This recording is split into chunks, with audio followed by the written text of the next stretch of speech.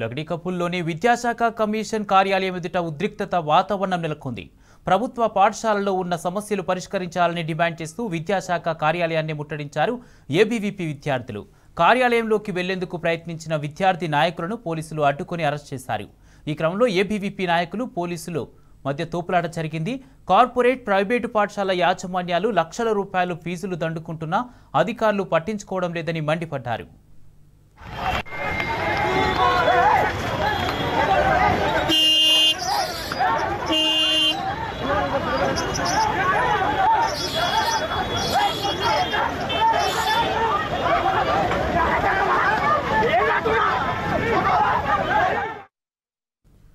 లగడికపుల్లోని విద్యాశాఖ కమిషనర్ కార్యాలయం ఎదుట ఉద్రిక్త వాతావరణం నెలకొంది.